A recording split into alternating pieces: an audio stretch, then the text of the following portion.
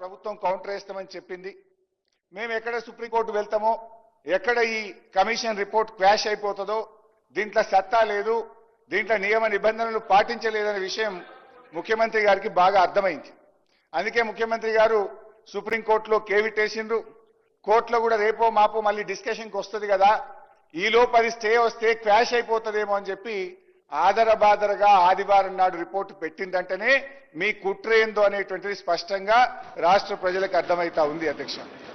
అధ్యక్ష ఇప్పుడు విషయాలు వెరీ క్లియర్. ఇదంతా పొలిటికల్ గా మీరు చేస్తున్న కథ.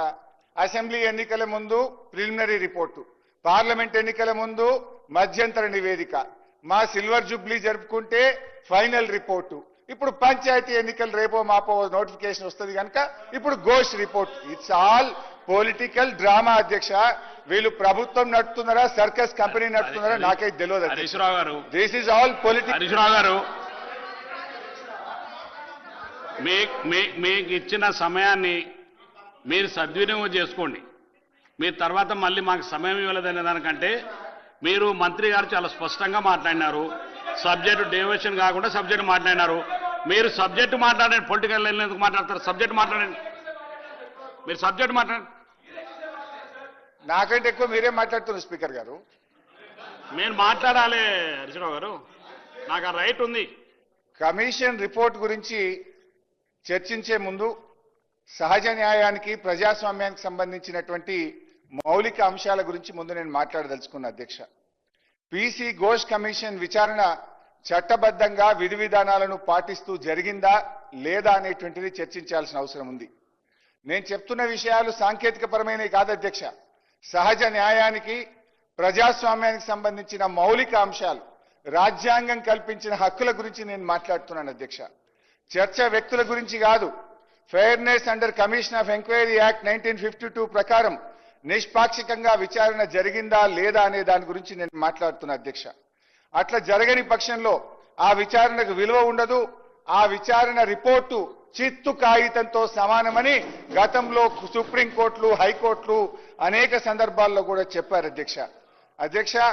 విచారణ ఎదుర్కొనేటువంటి విచారణ విషయంలో కమిషన్ ఆఫ్ ఎంక్వైరీ యాక్ట్ 1952 కింద వేశారు. ఇది ఏంది?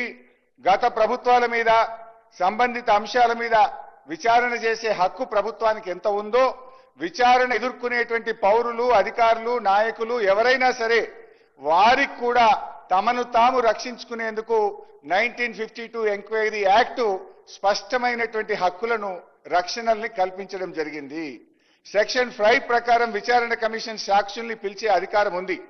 విచారణ వల్ల ఎవరి ప్రతిష్టకైతే భంగం వాటిల్లుతుందో వారు తమ ప్రతివాదనలు వినిపించడానికి అదే చట్టంలో సెక్షన్ 8B ప్రకారం నోటీసులు ఇవ్వాలి. వాళ్ళను డిఫెండ్ చేసుకోవడానికి కమిషన్ ఆఫ్ ఎంక్వైరీ యాక్ట్ లో స్పష్టంగా చెప్పారు అధ్యక్ష. దిస్ ఈజ్ ద యాక్ట్ అధ్యక్ష, పార్లమెంట్ యాక్ట్. ఇది యాక్ట్ లో కూడా 8B 8C చదివి వినిపించమంటే వినిపిస్తా. This is there very clear.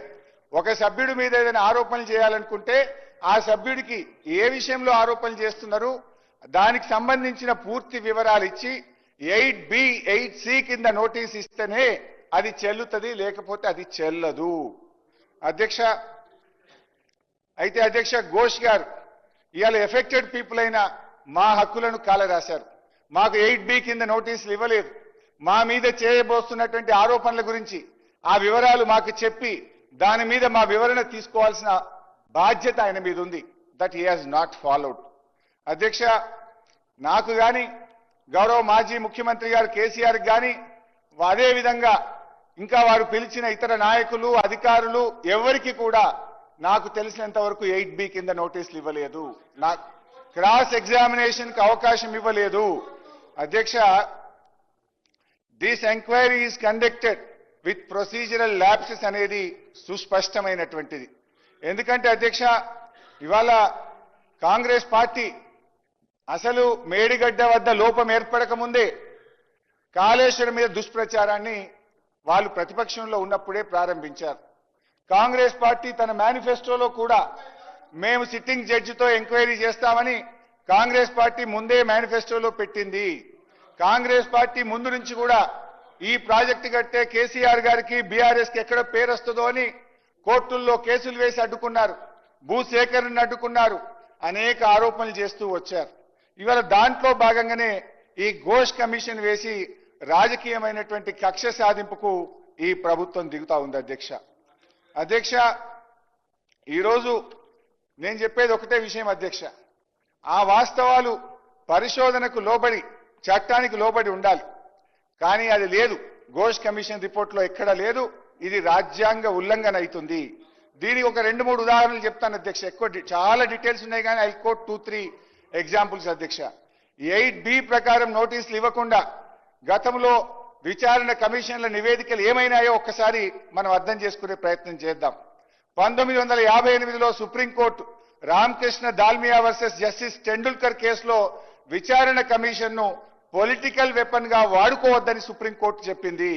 Kaleshwaram మీద కూడా మీరు మొదటి నుంచి చెప్తూ వస్తున్న గ్లోబల్ చరిత్రను చూస్తే ఈ కమిషన్ రిపోర్ట్ను మీరు పొలిటికల్ వెపన్ గా వాడుతున్నారనేది సుస్పష్టంగా అర్థమవుతా ఉంది. ఇదే కేసులో సుప్రీంకోర్టు ఏం చెప్పిందంటే విచారణ కమిషన్ అయినా విచారణ సందర్భంలో 1952 చట్టాన్ని మీరకూడదు, చట్టం పరిధిలో నిష్పాక్షికంగా విచారణ జరపాలని కుండబద్దలు కొట్టినట్టు సుప్రీంకోర్టు చెప్పింది. ఇవాళ ఘోష్ కమిషన్ 8B కింద మాకు నోటీసులు ఇవ్వలేదు, విచారణ నిష్పాక్షికంగా జరపలేదు, అందుకే this enquiry is unfair, illogical and politically motivated అని నేను చెప్పదలుచుకున్నాను. అదేవిధంగా Kiran Bedi versus committee of enquiry 1989లో Kiran Bedi versus committee of ఎంక్వైరీలో 8B కింద నోటీసులు ఇవ్వకుండా విచారణ చేస్తే ఆ రోజు కోర్టు ఏం చెప్పిందంటే this report should be null and void, it is illegal and it must be ignored అని ఎవరు చెప్పిండ్రు? సర్వోన్నత న్యాయస్థానం సుప్రీంకోర్టు చెప్పింది. ఈ రిపోర్టు చెల్లదు, ఈ రిపోర్టు న్యాయబద్ధం కాదు, ఈ రిపోర్టు లెక్కకు రాదు అని సుప్రీంకోర్టే కుండబద్దలు కొట్టినట్టు చెప్పింది.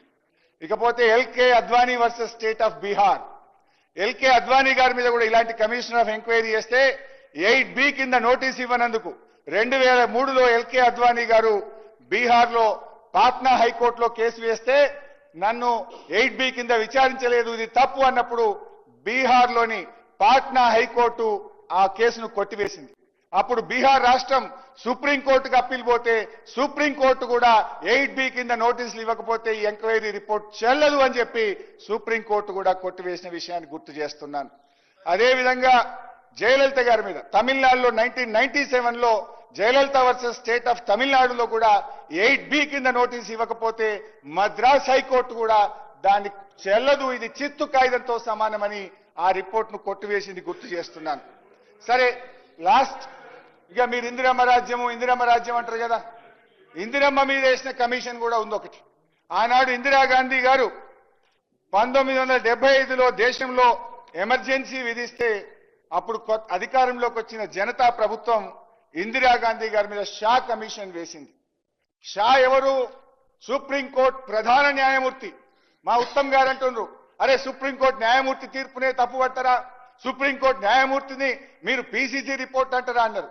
ఆ రోజు కాంగ్రెస్ నాయకులు దేశమంతా ధర్నాలు, రాస్తారోకోలు, షా కమిషన్ ఇది కక్షపూరితమైనది, ఇది రాజకీయ ప్రేరితమైనదని దేశమంతా సుప్రీంకోర్టు ప్రధాన న్యాయమూర్తికి వ్యతిరేకంగా మీరు ధర్నాలు చేస్తే ఒప్పు, ఈ చెత్త రిపోర్ట్ను తప్పంటే మాది తప్పైతుందా అని నేను అడుగుతా ఉన్నా అధ్యక్ష.